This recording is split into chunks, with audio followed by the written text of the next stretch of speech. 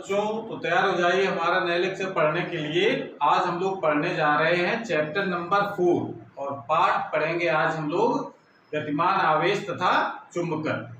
और आज हम लोग केवल इसका इंट्रोडक्शन करेंगे कि चुंबकीय क्षेत्र क्या होता है, बायो सेवर्ट का नियम क्या है, ये सब आज हम पढ़ेंगे।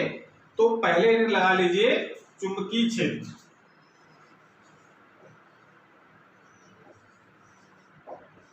चुंबकीय क्षेत्र यानी मैग्नेटिक फील्ड क्या होता है, ये हम लोग आज लिखेंगे सबसे पहले, क्योंकि चुंबकीय क्षेत्र के बारे में ही पढ़ना है हमको। तो पहले चुंबकीय क्षेत्र की जान लेते हैं होता क्या है। और चुंबकीय क्षेत्र को जानने के लिए हम एक चुंबकीय सुई का उपयोग करते हैं। जैसे वैद्युत क्षेत्र का पता करने के लिए हम लोग एक टेस्ट चार्ज यानी परीक्षण आवेश का यूज करते हैं, उस पर आकर्षण प्रतिकर्षण बल देखते हैं। उसी प्रकार से चुंबकीय क्षेत्र को पता करने के लिए एक हम चुंबकीय सुई यूज करते हैं। चुंबकीय सुई अगर आप लोगों ने अपनी लैब में देखा होगा तो आपको इस प्रकार से सुई, छोटी सी सुई दिखाई पड़ती है ऐसी। इसमें आगे तरफ नोक भी होती है, तो नोक वाला हिस्सा N होता है, उसका पीछे वाला जो हिस्सा होता है उसको हम S से डिनोट करते हैं, यानी नॉर्थ पोल और साउथ पोल। चुंबकीय सुई एक चुंबक की तरह ही व्यवहार करती है। चुंबक की तरह व्यवहार करने का मतलब यह है कि चुंबक जैसा कि चुंबक को किसी धागे से बांधकर लटकाया जाए तो हमेशा उत्तर दक्षिण दिशा में ठहरता है, उसी प्रकार चुंबकीय सुई भी अगर उसके पास कोई अगर चुंबक नहीं है तो वो भी हमेशा उत्तर दक्षिण दिशा में ही ठहरती है। तो इस नोक की डायरेक्शन से पता चल जाता है कि किस दिशा में उत्तर है, किस दिशा में दक्षिण है। तो अगर कोई जैसे आवेश होता है तो उसके चारों ओर विद्युत क्षेत्र होता है, अगर चुंबक अगर रखा हुआ है तो उसके चारों ओर चुंबकीय क्षेत्र होता है। लेकिन आज हम लोग पढ़ेंगे, अभी तक हम लोग ये पढ़ रहे थे कि चुंबक के चारों ओर केवल चुंबकीय क्षेत्र होता है, लेकिन आज हम लोग पढ़ेंगे कि चुंबक के चारों ओर ही नहीं होता है, किसी धारावाही चालक से तात्पर्य होता है कि किसी तार में जब धारा प्रवाहित हो रही हो तो उसको हम लोग धारावाही चालक तार कहते हैं। तो जब किसी तार में धारा प्रवाहित होती है तो उसके चारों ओर चुंबकीय क्षेत्र उत्पन्न हो जाता है। ये ओस्टेड ने अपने प्रयोग में सिद्ध भी किया है, तो इसको हम लोग ओस्टेड का प्रयोग भी थोड़ा सा पढ़ेंगे। तो पहले हम लोग चुंबकीय क्षेत्र की परिभाषा लिख लें कि परिभाषा हम लोग लिखेंगे किसी चुंबक अथवा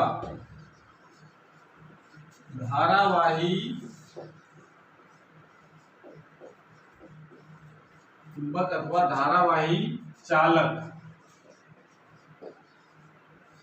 के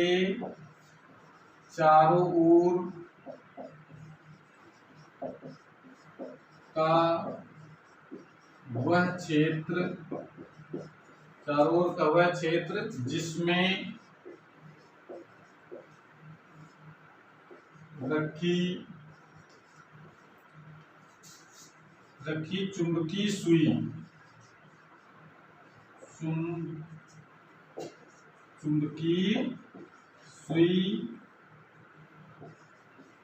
पर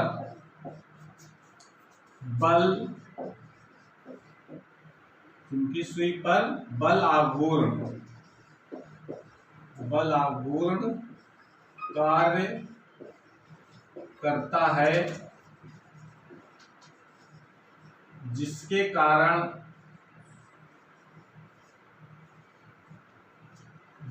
कारण वह घूमकर एक निश्चित दिशा में ठहरती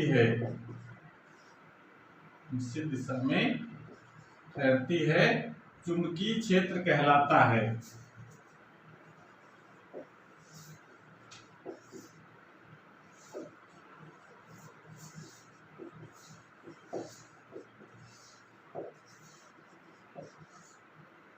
चुंबकीय क्षेत्र कहलाता है।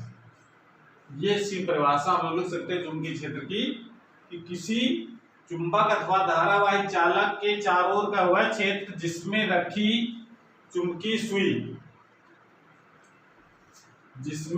चुंबकीय सुई पर बल आघूर्ण कार्य करता है, जिसके कारण वह घूमकर एक निश्चित दिशा में ठहरती है, चुंबकीय क्षेत्र कहलाता है। तो चुंबकीय क्षेत्र की परिभाषा तो हम लोग इस प्रकार से लिख सकते हैं। और चुंबकीय क्षेत्र की, चूंकि चुंबकीय क्षेत्र तो होगा किसी चुंबक के चारों ओर या धारावाही चालक के चारों ओर, लेकिन कितना मान होगा उसका, यानी चुंबकीय क्षेत्र जैसे हम जानते हैं चुंबक अगर है तो चुंबक के समीप, अगर चुंबक में N और S दो ध्रुव होते हैं, चुंबक के समीप में चुंबकीय सुई रखी है ऐसे, तो ये इधर घूम करके मान लेते हैं चुंबकीय सुई यहाँ रखने से वो ऐसे इस दिशा में घूम करके ठहरी। तो इसका मतलब यहाँ पर चुंबकीय क्षेत्र की डायरेक्शन ऐसी है। अगर ये चुंबकीय सुई घूम करके अगर यहाँ इस जगह रखें, चुंबकीय सुई अगर इधर इस तरीके से ठहरती है, इसका मतलब चुंबकीय क्षेत्र की डायरेक्शन इस तरफ है। यानी चुंबकीय सुई जिस दिशा में घूम करके ठहर जाती है, उस चुंबक के कारण उस बिंदु पर चुंबकीय क्षेत्र की दिशा बताती है वो। ठीक है ना, कितना मान है ये हम लोग चुंबक के कारण नहीं निकालते, चुंबकीय क्षेत्र कितना होता है ये हम लोग कोर्स में नहीं है। हम किसी धारावाही चालक के चारों कितना चुंबकीय क्षेत्र होता है ये हम निकालेंगे बायो-सेवर्ट के नियम की सहायता से। ठीक है, जैसे कोई धारावाही चालक है अगर ये, और उसमें अगर धारा प्रवाहित हो रही है और चुंबकीय सुई अगर इसमें रख दें तो ये घूम जाती है किसी दूसरी दिशा में। पहले तो N और S दिशा में रखी होगी, जैसे धारा प्रवाहित करेंगे ये घूम जाएगी। अगर धारा की दिशा अगर उल्टा करते हैं, हम इस दिशा में प्रवाहित करें तो चुंबकीय सुई भी घूम करके दूसरी दिशा में हो जाती है, यानी चुंबकीय सुई पहले से दूसरी दिशा में घूम जाती। पहले जिस दिशा में धारा प्रवाहित हो रही थी तो चुंबकीय सुई किसी दूसरी दिशा में घूमी होगी, और जब धारा की डायरेक्शन बदल देते हैं तो चुंबकीय सुई दूसरी दिशा में विक्षेपित हो जाती है। तो इससे पता चलता है कि धारावाही चालक में चुंबकीय क्षेत्र की दिशा उसमें प्रवाहित होने वाली धारा की दिशा पर निर्भर करती है। ठीक है ना, तो एक तो चुंबकीय सुई की सहायता से चुंबकीय क्षेत्र की दिशा निकाल लेते हैं धारावाही चालक में, और या नहीं तो हम आगे पढ़ेंगे उस नियम भी पढ़ने जिस नियम की सहायता से चुंबकीय क्षेत्र की दिशा को ज्ञात किया जाता है। जैसे मैक्सवेल के दक्षिणावर्ती पेंच का नियम है, या दाहिने हाथ के हथेली नियम नंबर 1 है, उनकी सहायता से भी हम चुंबकीय क्षेत्र की दिशा निकालेंगे, तो वो हम लोग भी आगे पढ़ेंगे। तो आगे आप इतना जानिए कि चुंबकीय क्षेत्र किसी चुंबक के चारों ओर का ऐसा क्षेत्र होता है जहां पर रखी हुई चुंबकीय सुई घूम करके एक निश्चित दिशा में ठहर जाती है, तो उस क्षेत्र को कहा जाता है चुंबकीय क्षेत्र। अगर नहीं घूमती है, वो NS दिशा में ही रहती है, तो इसका मतलब है वहां पर चुंबकीय क्षेत्र नहीं है। ठीक है ना, कितना चुंबकीय क्षेत्र है वहां पर वो डिपेंड करता है उसके विक्षेपित होने, विक्षेपित कोण पर, यानी कितनी विक्षेपित हुई है। अगर थोड़ी सी विक्षेपित होगी NS दिशा से तो इसका मान चुंबकीय क्षेत्र कम है, ज्यादा विक्षेपित होगी तो वहां पर चुंबकीय क्षेत्र का मान ज्यादा है। तो चुंबकीय क्षेत्र का मान कितना है ये बताता है चुंबकीय क्षेत्र की तीव्रता। यानी चुंबकीय क्षेत्र तीव्रता से मतलब होता है कि चुंबकीय क्षेत्र वहां पर कितना है, चुंबकीय क्षेत्र का मैग्नीट्यूड या परिमाण कितना है वो चुंबकीय क्षेत्र बताता है। ठीक है, तो चुंबकीय क्षेत्र कितना है इसको हम लोग रिप्रेजेंट करते हैं B से, यानी चुंबकीय क्षेत्र का जो मान होता है उसको हम लोग B से लिखते हैं। तो नीचे लिखिए, नई लाइन से लिखिए, चुंबकीय क्षेत्र, चुंबकीय क्षेत्र या चुंबकीय क्षेत्र की तीव्रता, जब मान की बात करेंगे तो चुंबकीय क्षेत्र की तीव्रता, तीव्रता से मतलब मान लीजिए तीव्रता मतलब हो गया उसका मैग्नीट्यूड, यानी परिमाण कितना है उस जगह चुंबकीय क्षेत्र का। तो चुंबकीय क्षेत्र की तीव्रता को B से प्रदर्शित करते हैं, प्रदर्शित करते हैं। यह एक सदिश राशि है, यह एक, इसका मतलब इसकी दिशा भी होती है, दिशा ज्ञात करने के लिए हम लोग नियम आगे पढ़ेंगे। यह एक सदिश राशि है, तभी इसके ऊपर हम लोग वेक्टर भी लगा देते हैं, बी वेक्टर। दूसरे इसमें इसके मात्रा भी हम लोग लिख लीजिए, इसमें चुंबकीय क्षेत्र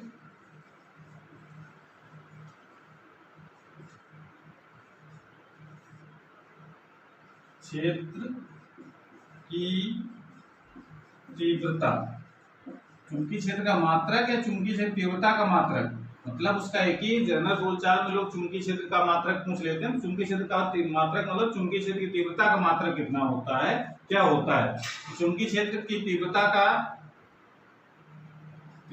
का मात्रक, देखिए इसके कई मात्रक हैं, ये हम लोग आगे फार्मूलों में पढ़ेंगे, लेकिन फिलहाल हम इसको लिख देते हैं। इसको आप याद कर लीजिए, बाकी फार्मूले जब आएंगे तो उससे पता चल जाएगा कि ये मात्रक चुंबकीय क्षेत्र का होता है। तो चुंबकीय क्षेत्र तीव्रता का मात्रक न्यूटन प्रति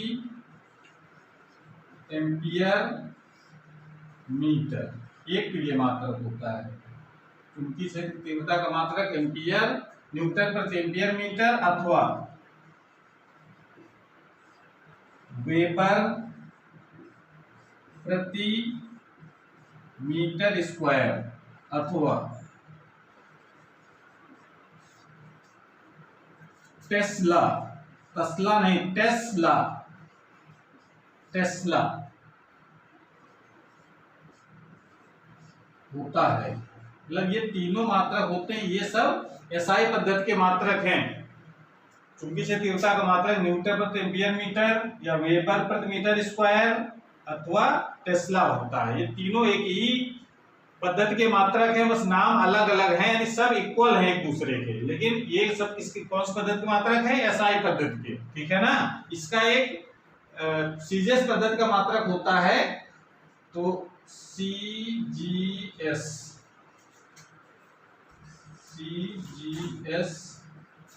पद्धति में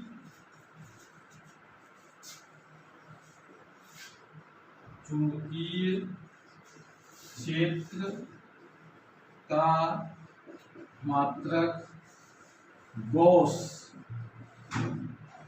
होता है। ये भी ध्यान रखेंगे, सीजीएस पद्धति में चुंबकीय क्षेत्र का मात्रक या चुंबकीय क्षेत्र तीव्रता का मात्रक गॉस होता है।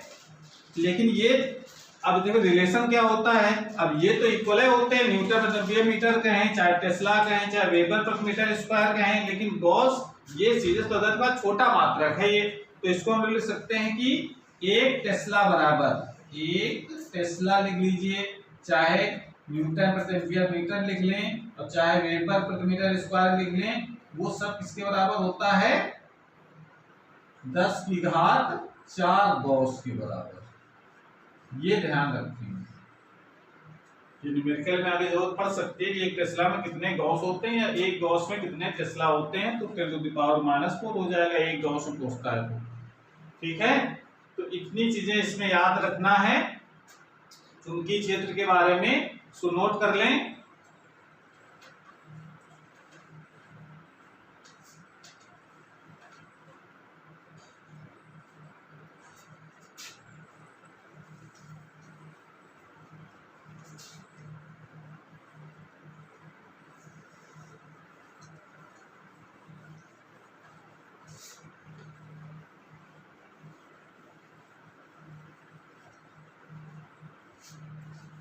और अगर चुंबक है उसके चारों अगर चुंबकीय क्षेत्र है, तो चुंबकीय क्षेत्र को हमेशा किससे प्रदर्शित करते हैं, बल रेखाओं द्वारा।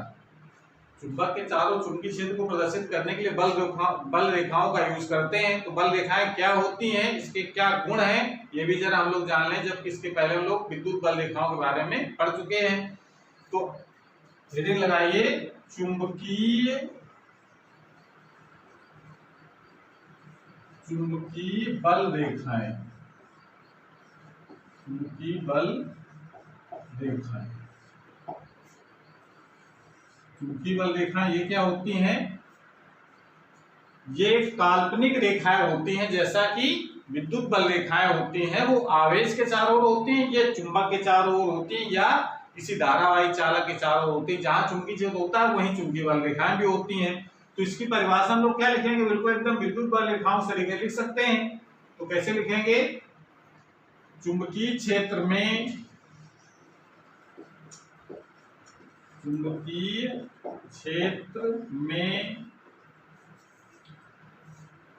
वैद्युत चुंबकीय बल रेखाएं, चुंबकीय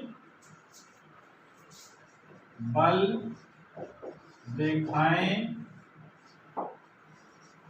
वे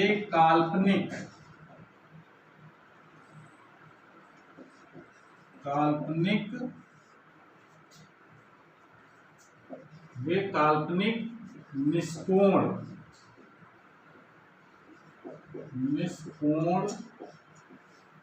वक्र होती हैं। चुंबकीय क्षेत्र में चुंबकीय बल रेखाएं वे काल्पनिक निष्कोण वक्र होती हैं जिसके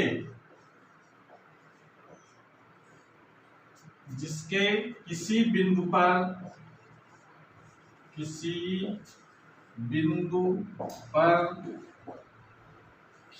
गई स्पर्श रेखा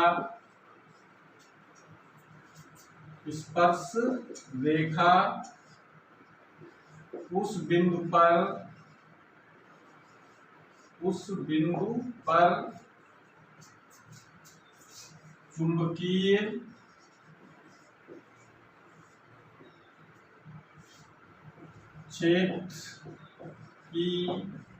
चुंबकीय क्षेत्र की दिशा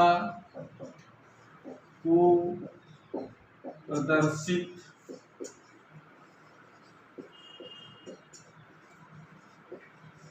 करती है। चुंबकीय परिभाषा देख लीजिए एक बार फिर। चुंबकीय क्षेत्र में चुंबकीय बल रेखाएं वे काल्पनिक निष्कोण वक्र होती हैं जिसके किसी बिंदु पर खींची गई स्पर्श रेखा उस बिंदु पर चुंबकीय क्षेत्र की दिशा को प्रदर्शित करती है। यानी चुंबकीय बल रेखाएं जो खींची, अगर आप 10th क्लास में आपने खींचा होगा तो चुंबकीय बल रेखाएं कैसे खींची जाती हैं। जो अगर चुंबक लेते हैं, चुंबकीय सुई का यूज किया जाता है, N और S इसमें पोल होते हैं दो। चुंबकीय सुई को पहले कहाँ रखते हैं हम लोग, N के समीप, तो नोक वाला हिस्सा इस तरफ हो जाता है। क्योंकि ये जानते हैं चुंबक में कि समान जो पोल होते हैं वो एक दूसरे को प्रतिकर्षित करते हैं, विपरीत जो पोल होते हैं एक दूसरे को आकर्षित करते हैं। तो इसका मतलब इसका N और इसका S ये पास हो जाते हैं। जो चुंबक पास रखेंगे तो चुंबकी ऐसे घूम जाती है कि S इसकी तरफ हो जाता है, N की तरफ। यहाँ पर पॉइंट लगाया, फिर उठा करके इसको चुंबकी सुई को यहाँ रखते हैं, फिर चुंबकी सुई जिधर घूम करके ठहर जाती है उस तरफ इधर ऐसे करके ये करते जाएंगे तो ये इस तरीके का ये वक्र हमको प्राप्त हो जाता है। फिर दूसरा इस तरीके से प्राप्त हो जाता है। ऐसे करके ये इसमें चारों तरफ ये ऐसे हमको निष्कोण वक्र प्राप्त होते हैं जो N से S की ओर चलते हुए दिखाई पड़ते हैं। ऐसे समझ में आ रहा है कि नहीं। यानी ये ऐसा लगता है कि ये इधर से आ रहे हैं। इस प्रकार से ऐसे हम लोग इधर से भी ये इसकी डायरेक्शन इस तरफ होती है, ऐसे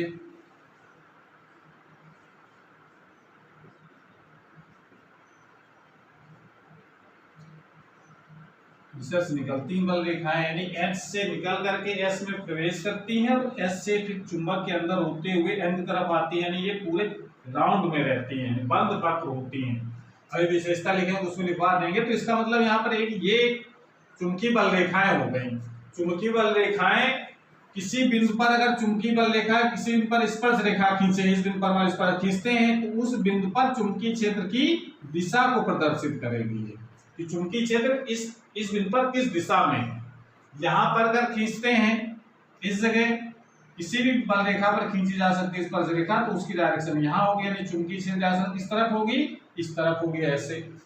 तो परिभाषा जो हमने लिखी है उसका मतलब यहाँ पर यही है कि चुंबकीय क्षेत्र में खींची गई वे काल्पनिक रेखाएं या वे निष्कोण वक्र जिनके किसी बिंदु पर खींची गई स्पर्श रेखा उस बिंदु पर चुंबकीय क्षेत्र की दिशा को प्रदर्शित करती है। बात क्लियर हो गई। अब जरा इसके गुण लिख लेते हैं। चुंबकीय बल रेखाओं के गुण क्या होते हैं। उसको नोट कर लें, उसके बाद बोर्ड लिखते हैं हम लोग।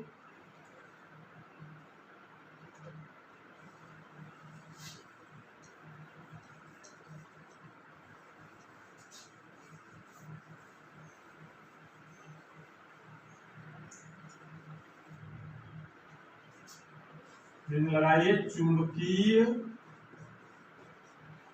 बल रेखाओं के गुण, चुंबकीय बल रेखाओं के गुण। नंबर 1, चुंबकीय बल रेखाएं, यानी ये रेखाएं, ये रेखाएं मतलब चुंबकीय बल रेखा, ये रेखाएं बंद वक्र होती हैं, बंद वक्र होती हैं, ये रेखाएं बंद वक्र होती हैं, जबकि जो विद्युत बल रेखा होती है वो खुला वक्र होती हैं। ठीक है, ये अंतर है दोनों में। ये रेखाएं बंद वक्र होती हैं। नंबर 2, इन रेखाओं का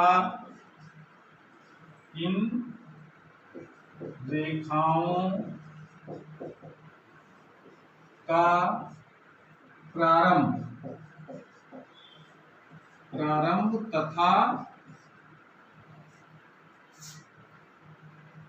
अंत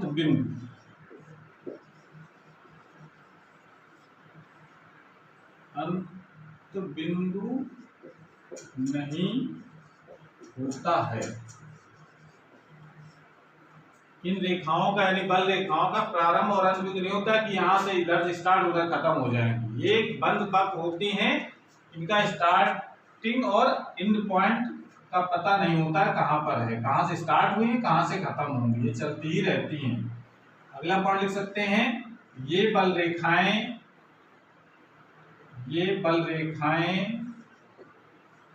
या ये रेखाएं लिख दीजिए शॉर्टकट में, ये रेखाएं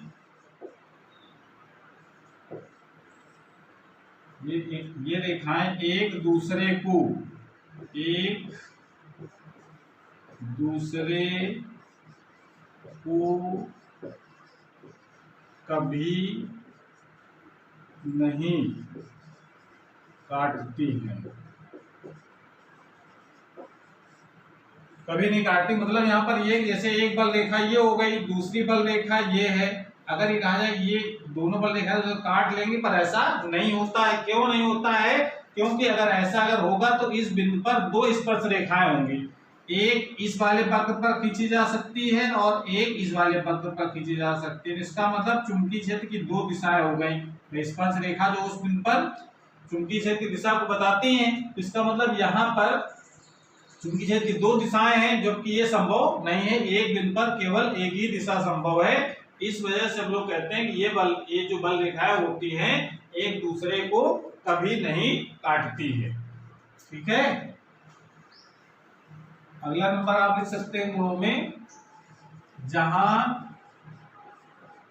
यह रेखाएं से मतलब आपको चुंबकीय बल रेखाओं से मतलब है जहां यह रेखाएं सघन होती हैं, सघन का मतलब पास पास, हाँ सघन होती हैं,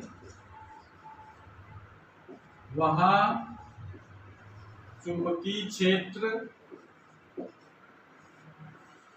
प्रबल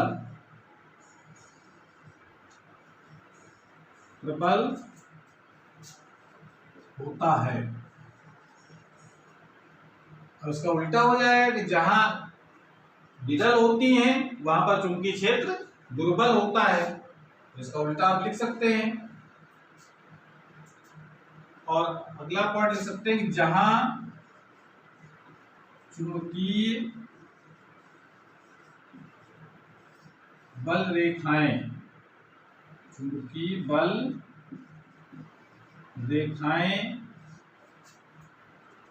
एक दूसरे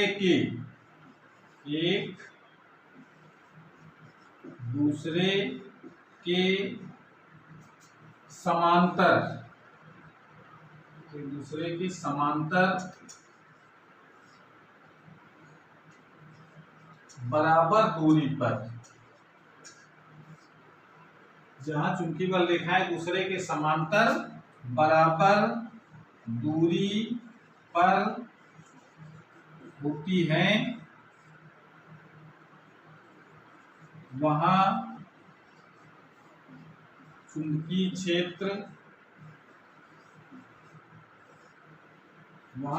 क्षेत्र एक समान होता है।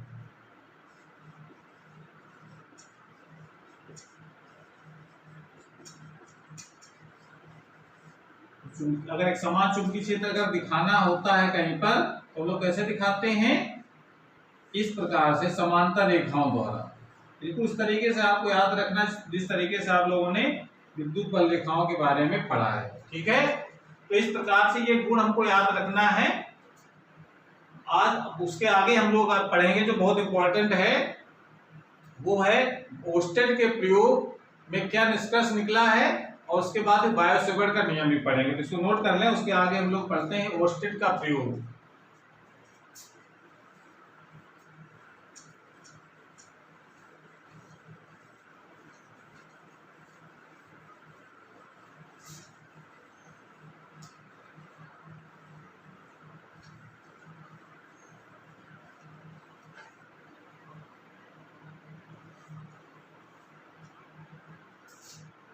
ओस्टेड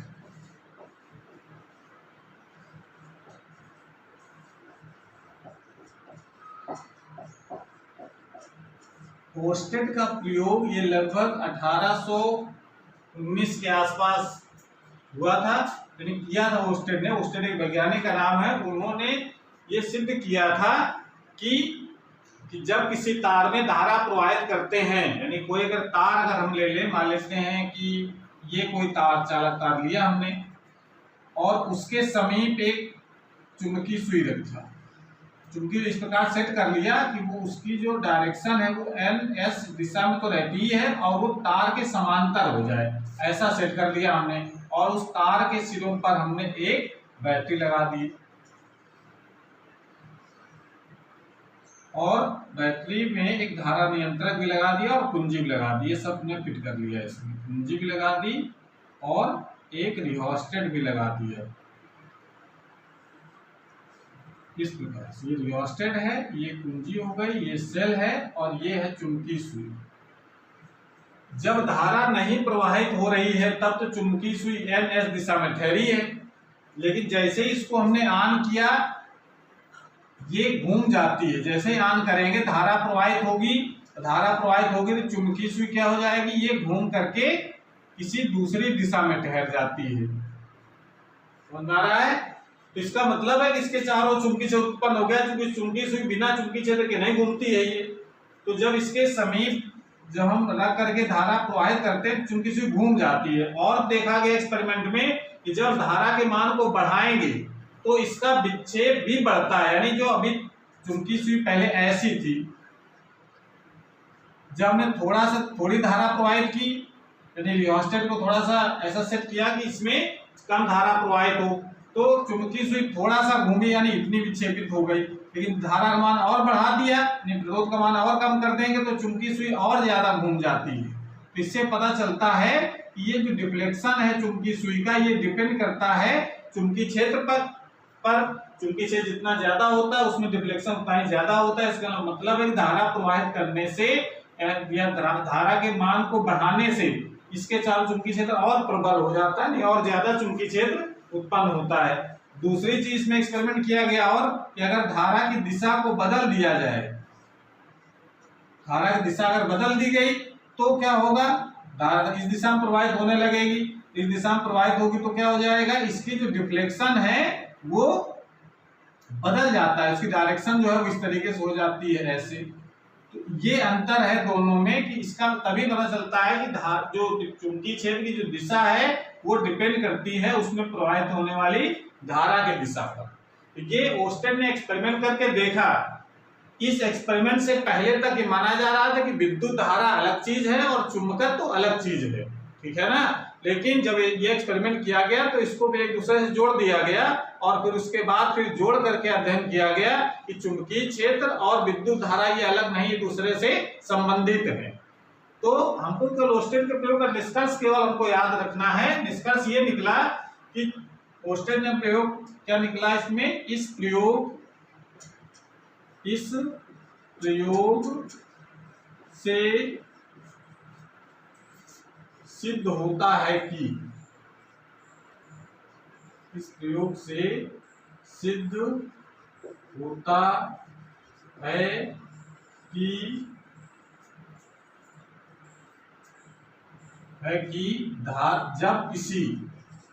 जब किसी चालक तार में धारा प्रवाहित करते हैं तो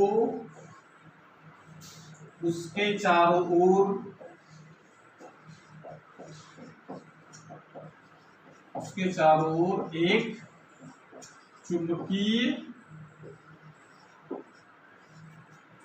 चुंबकीय क्षेत्र उत्पन्न हो जाता है।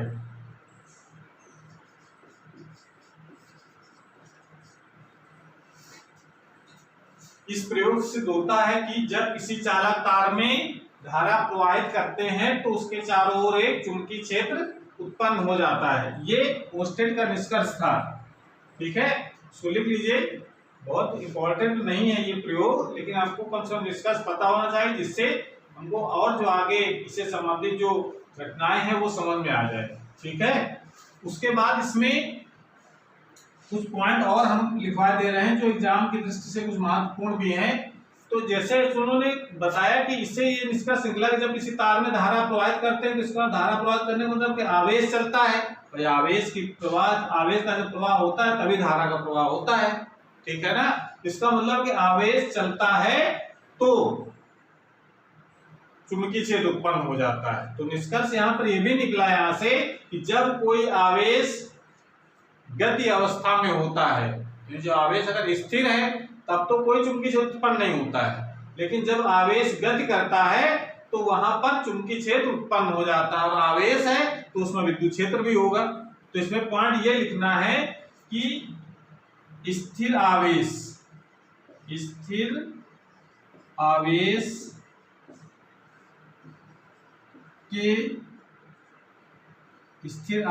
के चारों ओर केवल विद्युत क्षेत्र होता है। स्थिर आवेश के चारों ओर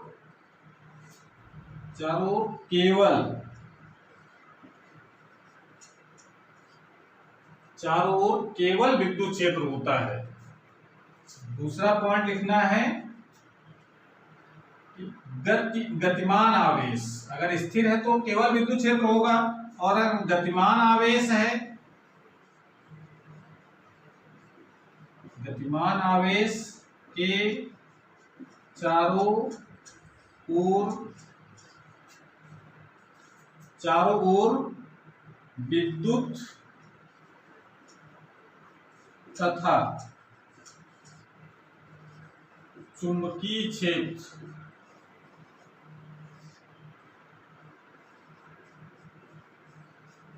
दोनों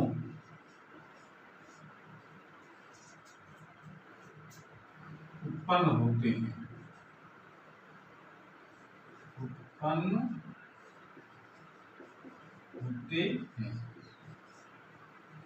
गतिमान आवेश के चारों ओर विद्युत क्षेत्र तथा चुंबकीय क्षेत्र दोनों उत्पन्न होते हैं। अब देखिए प्रश्न यहाँ पर यह आता है कि जब तार में धारा प्रवाहित करते हैं, देखो ध्यान दीजिए इस दूसरे वाले पॉइंट का, जब किसी तार में धारा प्रवाहित करते हैं तो इसका मतलब है कि यहाँ पर आवेश चल रहा है, तो आवेश चल रहा है तो इसका मतलब इसके चारों ओर विद्युत क्षेत्र भी होना चाहिए, पर ऐसा नहीं होता है।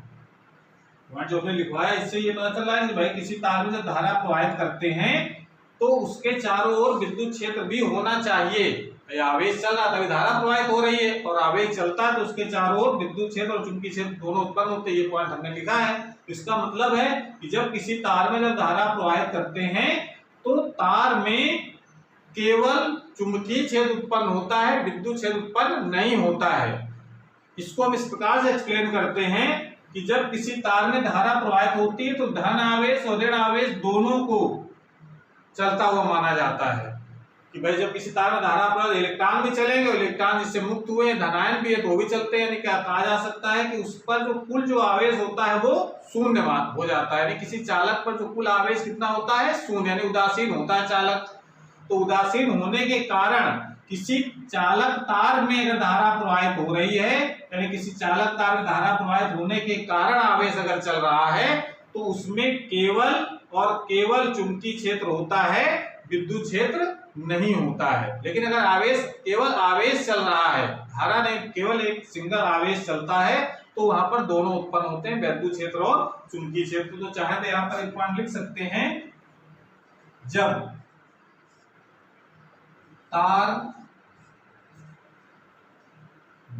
चालक तार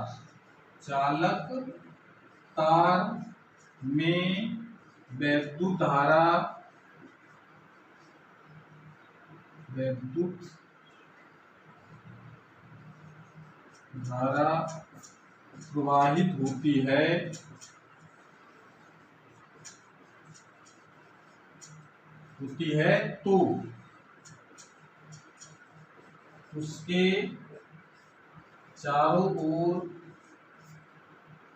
उसके चारों ओर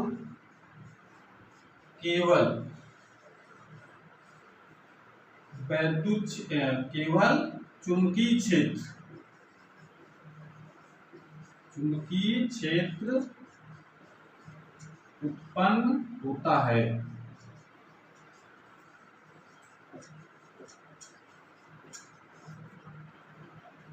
जब किसी चालक तार में वैद्युत धारा प्रवाहित होती है तो उसके चारों ओर केवल चुंबकीय क्षेत्र उत्पन्न होता है।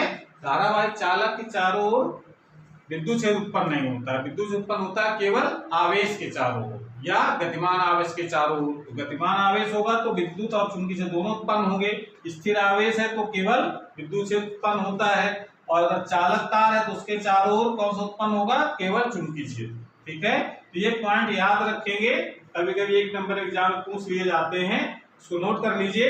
उसके बाद हम लोग बहुत इंपॉर्टेंट जो टॉपिक है इस लेक्चर का, वो हम लोग पढ़ने जा रहे हैं, बायो-सेवर्ट का नियम।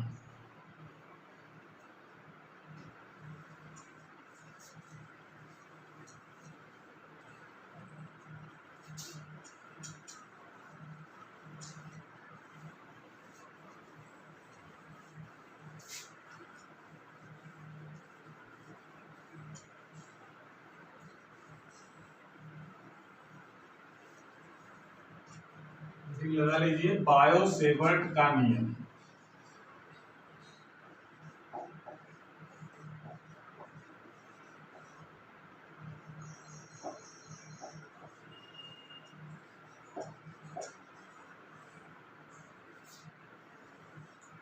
का नियम जैसे कहते हैं हम लोग, law of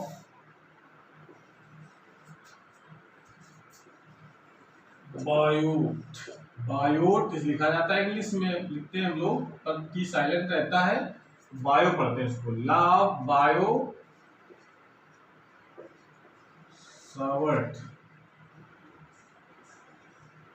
Biot-Savart, law of Biot-Savart.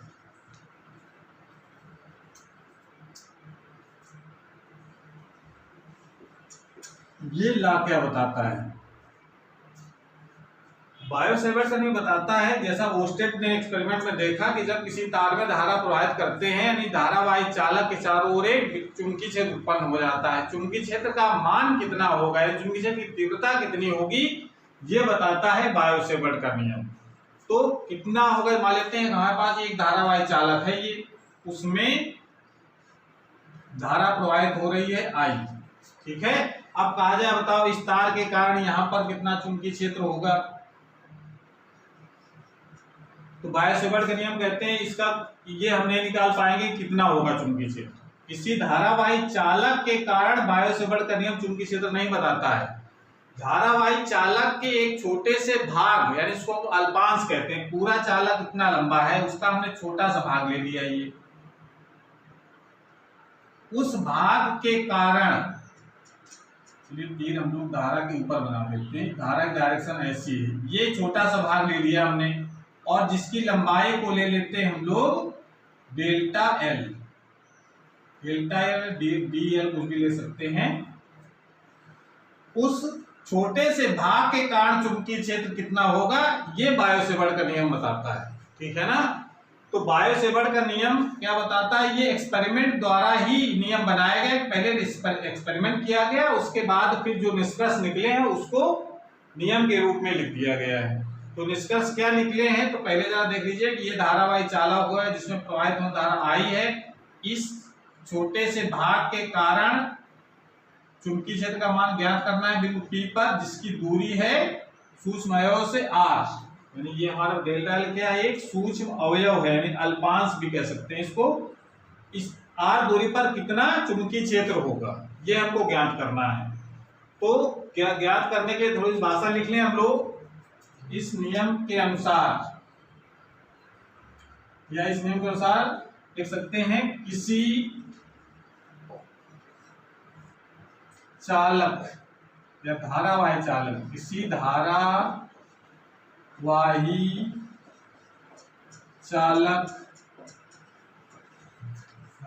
चालक के अल्पांश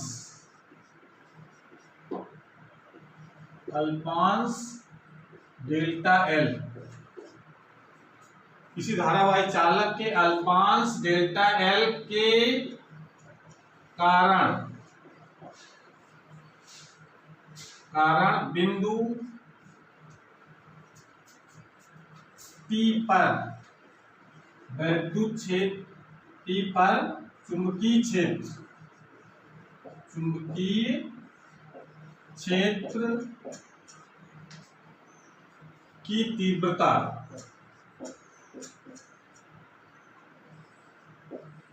चुंबकीय क्षेत्र की तीव्रता निम्न लिखित बातों या अवयवों लिख सकते हैं, बातों पर निर्भर करती है,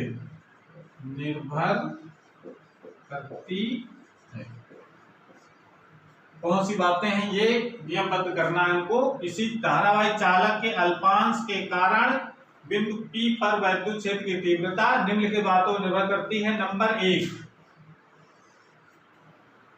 चालक में, ये एक्सपेरिमेंट द्वारा जो निष्कर्ष निकले हैं वो लिखना है यहाँ पर, चालक में प्रवाहित, चालक तार लिख लीजिए, प्रवाहित, चालक में प्रवाहित धारा I के अनुक्रमानुपाती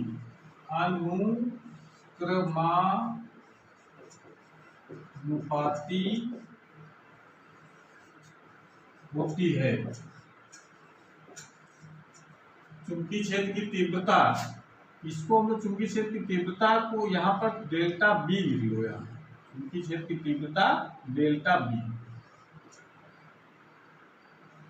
डेल्टा बी इसलिए लिख रहे हैं कि छोटे से भाग के कारण चुंबकीय क्षेत्र निकाल रहे हैं, तो भाई छोटे से भाग का चुंबकीय क्षेत्र भी छोटा होगा, तो उसको डेल्टा बी से लिख लेंगे। तो चालक में प्रवाहित धारा I के अनुक्रमानुपाती होती है, तो क्या लिख सकते हैं मैथमेटिकल फॉर्म में, डेल्टा बी अनुक्रमानुपाती I। ठीक, दूसरी बात, चालक के अल्पांश, अल्पांश मतलब जो सूक्ष्म अवयव लिया गया, चालक के जो छोटा सा भाग लिया गया चालक का, उसकी लंबाई, चालक के अल्पांश यानी डेल्टा एल के अनुक्रमानुपाती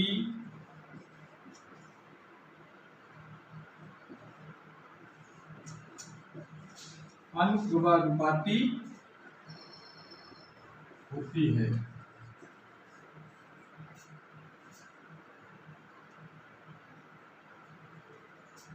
धारक अनुपाती होती है, अल्पांश के अनुपाती होती है। हम ले सकते हैं delta B directly proportional to delta L. Third point ये है कि अल्पांश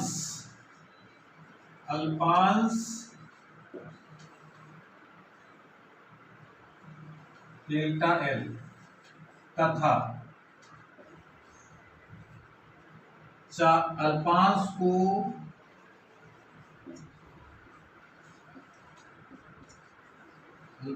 को बिंदु P से मिलाने वाली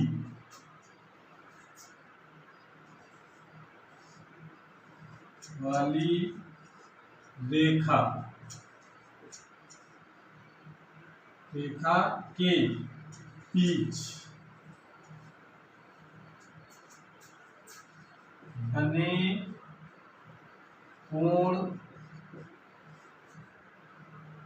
कोण की या इसको ले सकते हैं हम लोग साइन थीटा। बना जो कोण है यहाँ पर अल्पांश और इसको मिलाने वाली जो रेखा है उसके बीच जो थीटा कोण बनता है उसका साइन थीटा के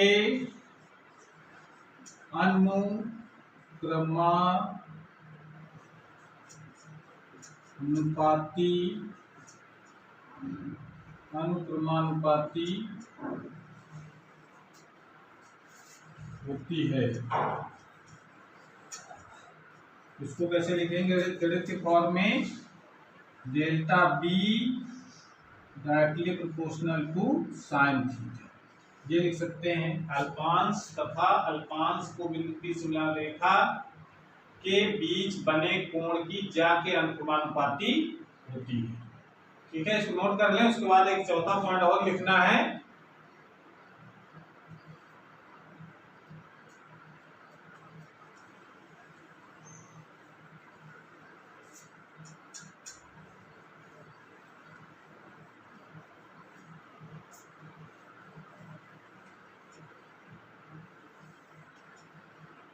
चौथा पॉइंट है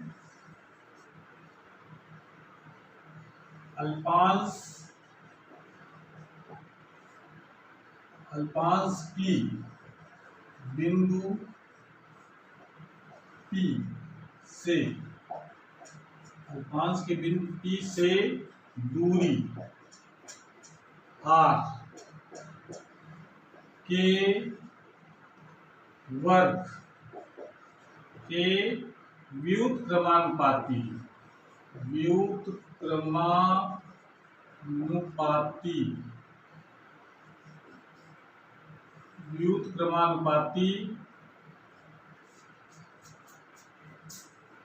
होती है। इसको ले सकते हैं B delta B inversely proportional हो जाएगा आर स्क्वायर।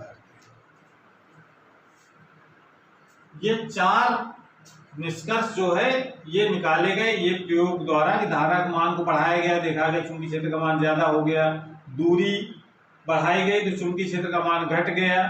कितना घटा? ये दूरी के वर्ग के व्युत्क्रमानुपाती के हिसाब से ये कोण को कम ज्यादा किया गया। कोण अगर बढ़ाया गया तो चुंबकीय क्षेत्र का मान भी बढ़ गया।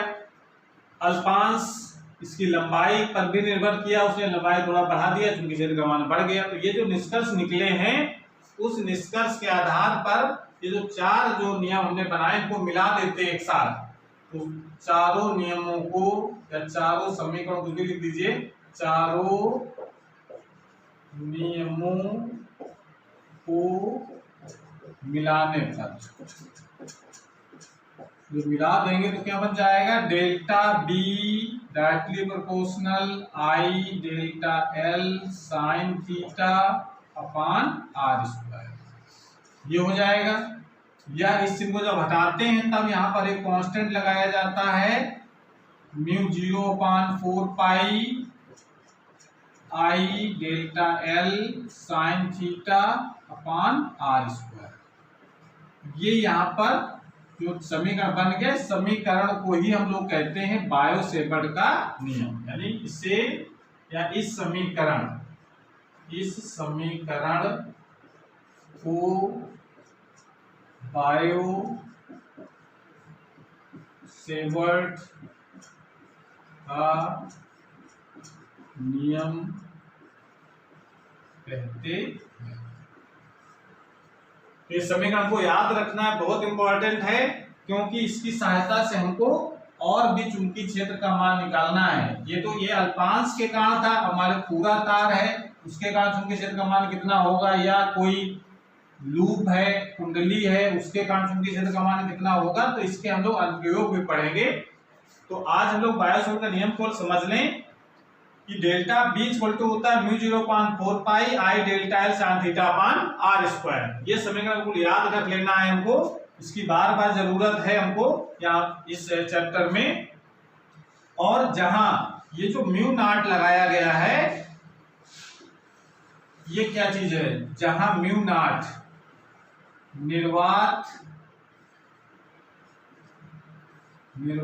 की चुंबकशीलता है, चुंबकशीलता है।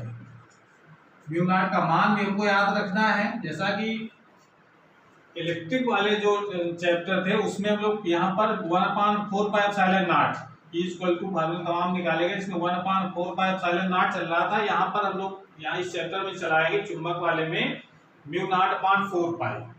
वहां पर जो एप्सिलॉन नॉट था वो होती थी निर्वात की विद्युतशीलता, और यहाँ पर म्यू नॉट है निर्वात की चुंबकशीलता।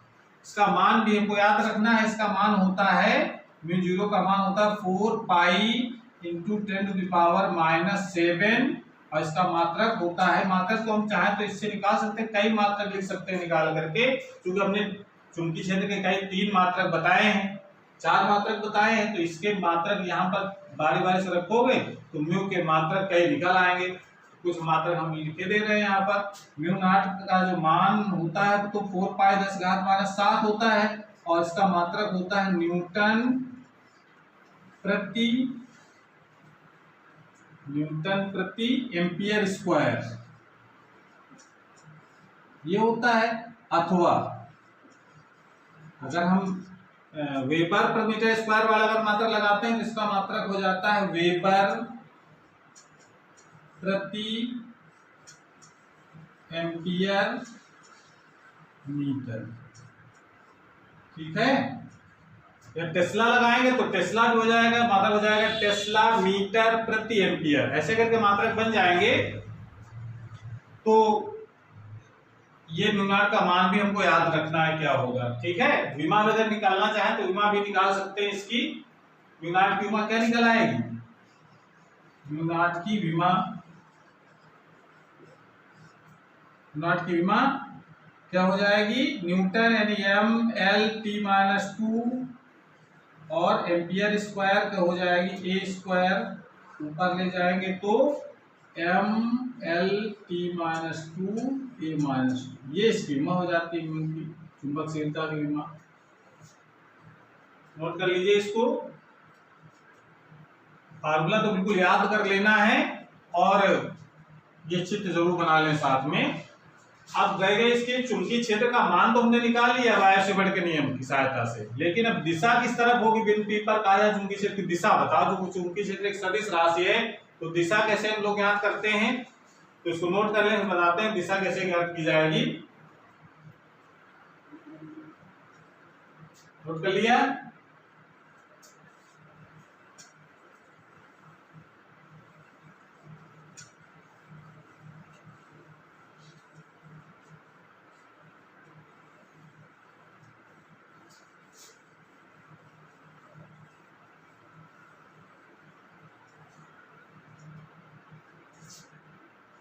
चुंबकीय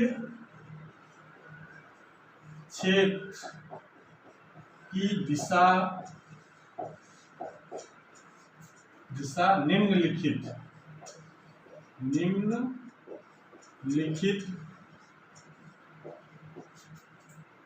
दो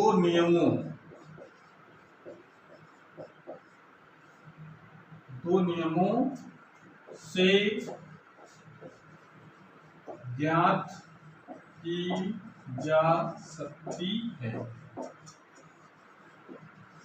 चुंबकीय क्षेत्र की दिशा निम्नलिखित दो नियमों से ज्ञात की जा सकती है। नंबर 1, पहला नियम, दाहिने हाथ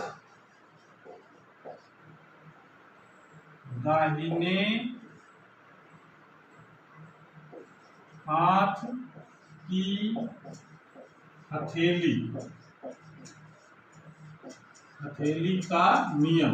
इसके लिए दो नियम पढ़ने हैं हमको। अभी हम लोग एक नियम पढ़ने जा रहे हैं, तो उसके बाद दूसरा नियम भी पढ़ेंगे, तो इसीलिए नंबर इसमें डाल दिया गया है नंबर 1। जो नंबर 1 है, दाहिने हाथ की हथेली नियम नंबर 1, ये बताता है कि चुंबकीय क्षेत्र की दिशा किस तरफ है। और नंबर 2 जो हम लोग पढ़ेंगे आगे, वो बताता है कि किसी धारावाही चालक अगर चुंबकीय क्षेत्र में रखा है तो उस पर बल किस तरफ कार्य करता है, बल की डायरेक्शन क्या होगी। ठीक है ना। तो आप पहले हम लोग पहला नियम समझेंगे क्या है। दाहिने हाथ की हथेली का नियम, इसकी सहायता से ज्ञात करते हैं। और दूसरा नियम यह है मैक्सवेल का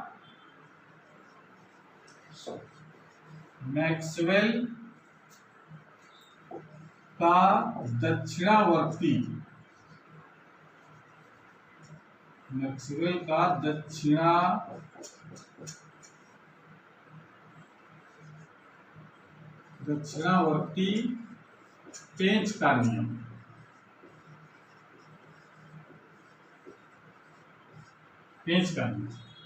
ये दो नियम है, दो में से कोई एक नियम लगा करके हम चुंबकीय क्षेत्र की दिशा को ज्ञात कर सकते हैं। तो ये जो नियम बता देते हैं क्या है। ये दाहिने हाथ की हथेली नियम नंबर 1, ये कौन सा नियम है। तो इसमें देखिए, इस चैप्टर में हम लोग दाहिने और बाएं हाथ का यूज बहुत करेंगे, इसलिए ध्यान रखना है।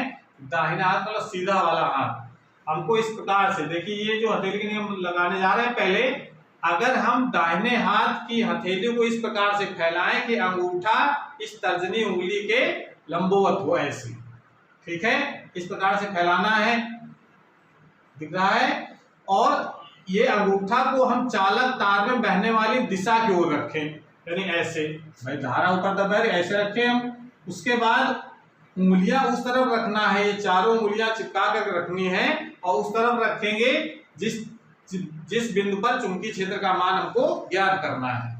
तो जब हम ऐसे रखेंगे, धारा की दिशा हो गई, जिस बिंदु पर चुंबकीय क्षेत्र निकाला है उस दिशा की ओर हमने उंगलियां रखी, तो जो हथेली यानी इस तरफ जो वाला हिस्सा है उसके लंबवत जो दिशा होगी, या कह सकते हैं उंगलियां जिस तरफ मुड़ सकती हैं, जैसे हमने यहाँ रखा उंगलियां ऐसे मुड़ सकती हैं, इसका मतलब तल के लंबवत अंदर की ओर चुंबकीय क्षेत्र की दिशा होगी।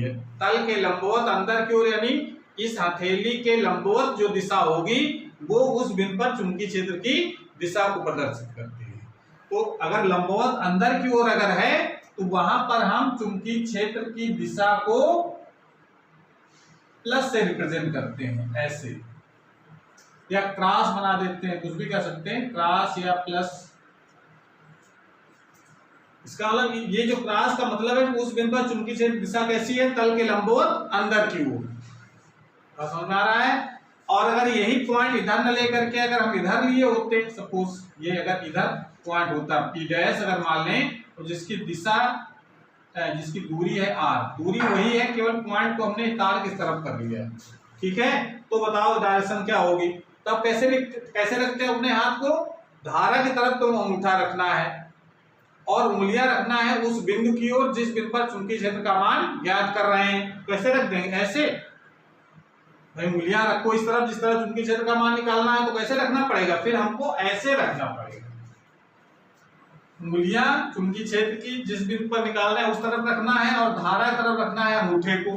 तो अंगुलियां किस तरफ मुड़ेंगी, बाहर की तरफ, यानी तल के लंबवत बाहर की तरफ चुंबकीय क्षेत्र की दिशा होगी। और बाहर तरफ चुंबकीय क्षेत्र की दिशा को हम दिखाते हैं एक पॉइंट से।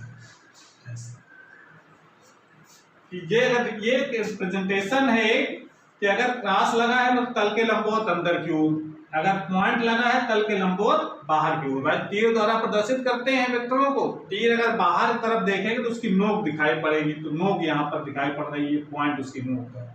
अगर ये अंदर तरफ अगर है तो उसका तीर का पीछे वाला हिस्सा दिखाई पड़ेगा, तो क्रॉस जैसा दिखाई पड़ता है। बात समझ रहे हैं, इसलिए उसको हम इस तरीके से प्रदर्शित करते हैं। तो ये तो हो गया हथेली के नियम की सहायता से। अगर हम दक्षिणावर्ती पेच का नियम लगा करके भी चुंबकीय क्षेत्र का मान ज्ञात कर सकते हैं। बात क्लियर हो रही है? हथेली का समझ में आया? हथेली का नियम ही ज्यादा यूज करते हैं, आसानी से निकाल सकते हैं। ये इसको लगाने में कंफ्यूजन रहता है, इसलिए इसको लगा बहुत कम यूज करते हैं, वरना हम निकाल सकते हैं उसकी सहायता से, और बताएंगे भी कैसे निकालते हैं हम। लेकिन आपको ये नियम लगाने की प्रैक्टिस ज्यादा कर लेनी है। धारा पहले हाथ को इस प्रकार से फैलाना है। कौन से हाथ को? सीधे वाले हाथ को, ठीक है ना।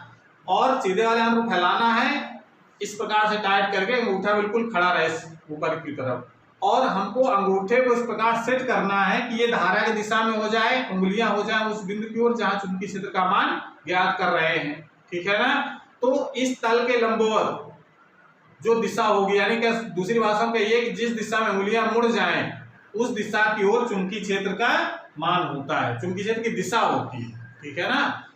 तो यहाँ रखकर देखोगे तो उंगलियां अंदर तरफ मुड़ रही, देखो इसका अंदर तरफ होगा।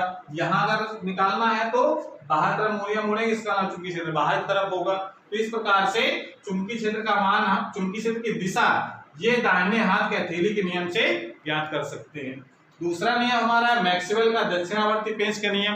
तो पेंच का नियम क्या कहता है कि पेंच कसने वाला जो वो होता है इंस्ट्रूमेंट, उपकरण है जो, जिसको हम पेचकस कहते हैं, उस पेचकस को दाहिने हाथ में ऐसे पकड़ना है, अंगूठे को इस प्रकार से पकड़ना है ऐसे, ठीक है ना। यानी ये नोक जो पेचकस की हो ऊपर तरफ हो और ऐसे करके पकड़िए, और इसको ये नोक को धारा की दिशा में रखो ऐसे, यानी ये कह लीजिए कि अंगूठा को धारा की दिशा में रखना है। तो ऐसे वो पेचकस पकड़ना है कि जो पेचकस का नुकीला भाग होता है उसको अंगूठा तरफ रख लें ऐसे, और उसको धारा की दिशा में रख करके अगर हम इस प्रकार से घुमाएं इसको, भाई कसना है पेचकस को, तो ऐसे इस वक्त घुमाएं कि वो नोक धारा की दिशा में बढ़े। समझ आ रहा है कि नहीं? यानी जब किसी पेंच को कसते हैं तो हम जब हम उसको क्लॉकवाइज घुमाते हैं तभी वो कसता है पेंच। तो कस्तेगा तो कहा जाएगा अंदर की तरफ, यानी बाहर अंदर तरफ चलेगा वो। तो अंगूठा जिस दिशा में घूमेगा, अंगूठा जिस दिशा में घूमेगा उस पॉइंट पर, ठीक है ना, तो जिस दिशा में घूमेगा उस दिशा में उसकी डायरेक्शन होगी चुंबकीय क्षेत्र की। तो अगर हम धारा दिशा यहाँ पर देखिए, इसको अगर धारा की दिशा में रख करके इसको घुमाएं तो इस बिंदु पर इस तरफ देखिए अंगूठा किस तरफ जा रहा है? अंदर की तरफ। तो अंदर तरफ जाएगा तो चुंबकीय क्षेत्र दिशा अंदर तरफ हो जाएगी। यहाँ पर अगर लगाना है, यहाँ पर लगा करके चुंबकीय क्षेत्र दिशा ज्ञात करनी है तो कैसे हम लोग लगाएंगे? वैसे पकड़ना है, पेचकस को इस प्रकार से पकड़ो कि हम अगर धारा की दिशा में चलाएं इसको, यानी ऐसे घुमाएं कि वो धारा की दिशा में चले उसकी नोक। तो धारा की दिशा में चलेगी तो क्या होगा? इस ऐसे करके आएगा। देखो अब यहाँ पे इस तरफ देखो तो अंगूठा किस तरफ जा रहा है? बाहर की तरफ। तो इसका मतलब यहाँ पर चुंबकीय क्षेत्र दिशा कैसे होगी? बाहर की तरफ हो जाएगी। तो इस प्रकार से हम ये नियम लगा सकते हैं। अगर धारा दिशा उल्टा कर दें तो फिर नोक को ऐसे रखना पड़ेगा नीचे की तरफ, फिर ऐसे घुमाएंगे। बात क्लियर समझ में आ रहा है? अगर हम इसको नोक की दिशा में ये इस तरीके से घुमाना है ऐसे करके, तो कसने की दिशा में चलेंगे तो कैसे होगा? जब कसने की दिशा में चलेंगे तो ऐसे घुमाना पड़ेगा। बात समझ में आ रहा है? तो जिस दिशा में अंगूठा घूमता है उस दिशा में चुंबकीय क्षेत्र की दिशा होती है। तो ये दक्षिणावर्ती पेंच का नियम भी लगा करके या दाहिने हाथ हथेली नंबर 1 लगा करके चुंबकीय क्षेत्र की दिशा को ज्ञात कर सकते हैं। बात समझ में आ रहा है? उसके बाद इसमें एक और डेरिवेशन करेंगे, छोटा सा है, जो 1 नंबर में कभी वो पूछ लिया जाता है। नोट कर लीजिए इसको।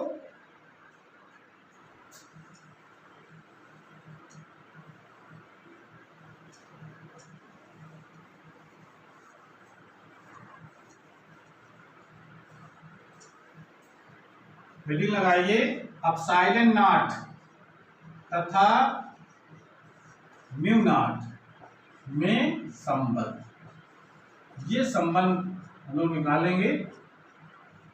कभी कभी इसकी जरूरत हो जाती है और एग्जाम पूछा भी जाता है, और विमान में निकालने भी बहुत मदद करता है ये।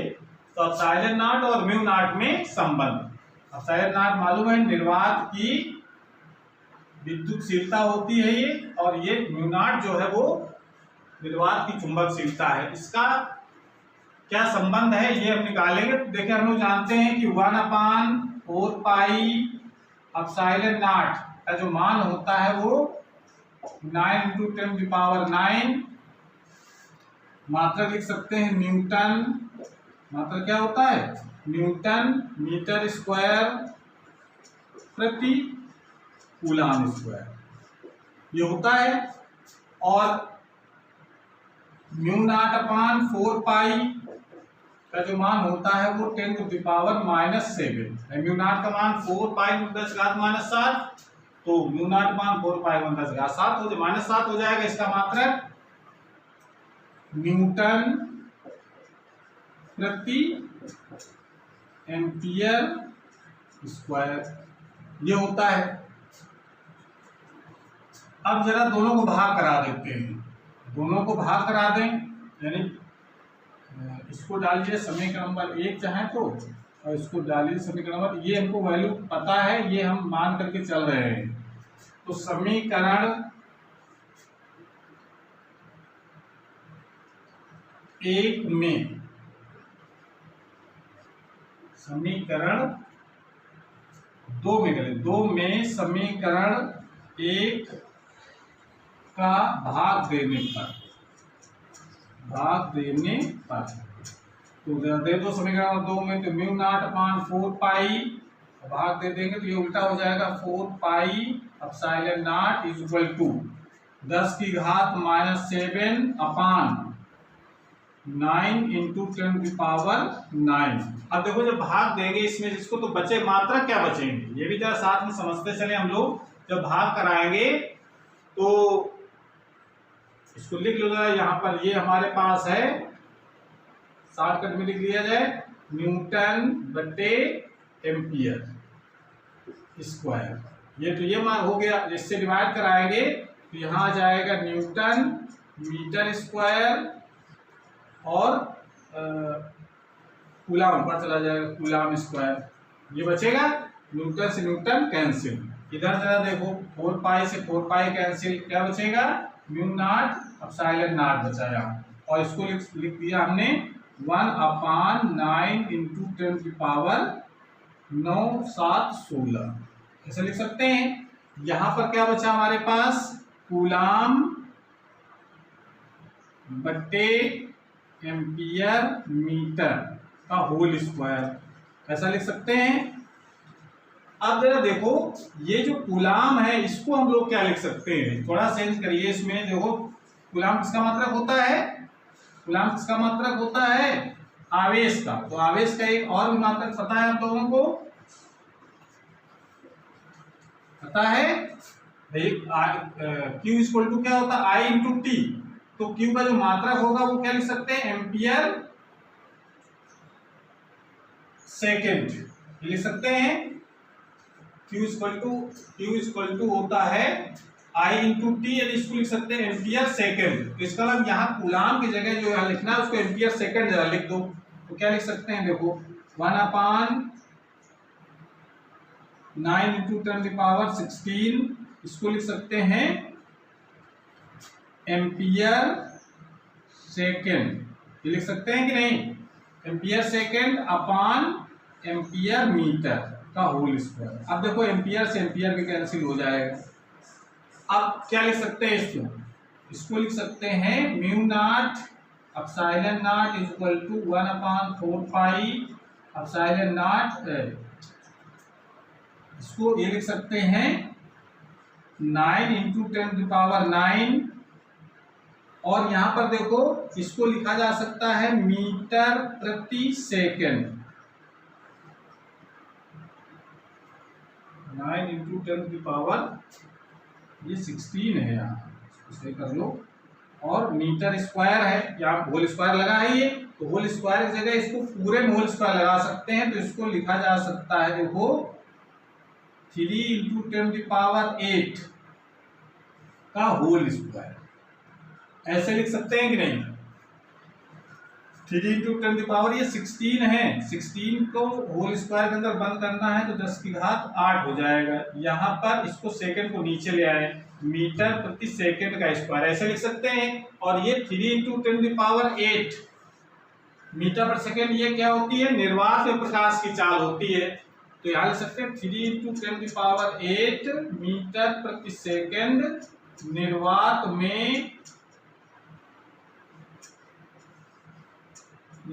में प्रकाश की चाल, इसको हम किसे लिखते हैं c, निर्वात में प्रकाश की चाल है। तो क्या लिख सकते हैं μ0 ε0 = 1/c²। ये लिखा जा सकता है, या c = लिख सकते हैं 1/√μ0 ε0, ये लिखा जा सकता है। ये संबंध होता है ε0 और μ0 के बीच में, तो इस प्रकार से इसको निकाल सकते हैं। तो आज की क्लास हमारी यहीं पर समाप्त होती है। आज हम लोगों ने विशेष तौर से बायो सेवर्ट का नियम पढ़ा है और उसके अनुप्रयोग हम लोग अगले वाले वीडियो में करेंगे।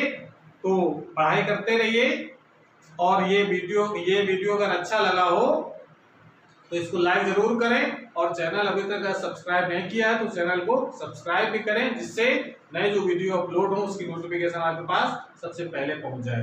पढ़ाई करते रहिए। Best of luck.